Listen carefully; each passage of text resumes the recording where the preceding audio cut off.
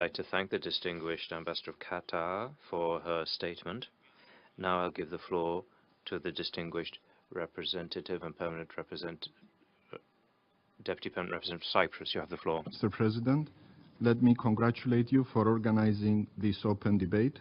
I will read a short version of our statement and we will submit the full text for the record.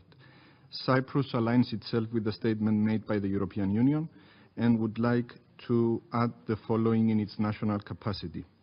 United Nations Security Council Resolution 1325 and its follow-up resolutions have been instrumental in promoting the Women, Peace and Security agenda in Cyprus.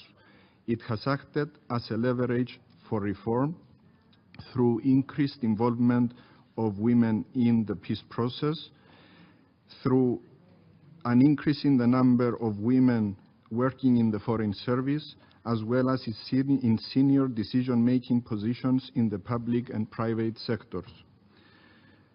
Cypriot women's civil society organizations have been increasingly very active in the efforts for justice, reconciliation, peace, and the reunification of Cyprus.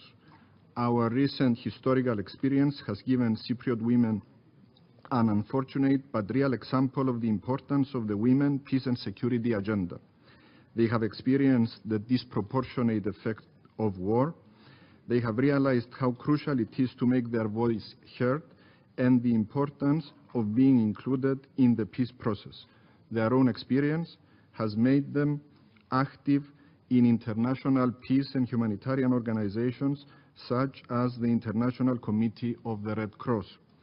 Cyprus has consistently supported women organizations' activities in promoting peace and reconciliation.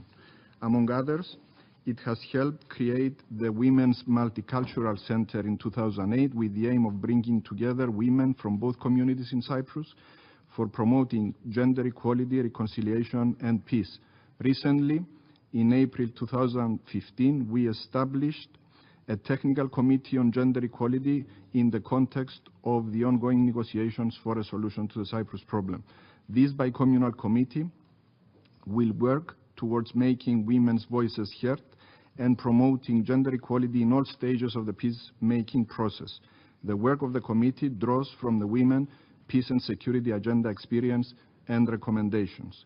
Mr. President, fully conscious that sustainable peace cannot be achieved when we live outside half of the world's population, and that we, as well as the international community, have a long way to go in order to fully implement the Women, Peace and Security agenda, we commit to continue through our National Action Plan on Gender Equality for 2014-17 to strive for eliminating deeply rooted stereotypes, one of the main obstacles to gender equality, and for the active participation of women to peacemaking efforts, to work for increasing women's participation in public and political life, to redouble our efforts in support of increased participation of women in the peace process, and to continue our consultation with the civil society organizations in order to ensure that women's voices are heard louder and with the attention that they deserve. In concluding, let me reiterate our commitment to the Women, Peace and Security agenda and the efforts towards its modernization following the global study on the implementation of Resolution 1325, and to express our full support to the Resolution 2242 that was adopted this morning, which Cyprus has co-sponsored. Thank you, Mr. President.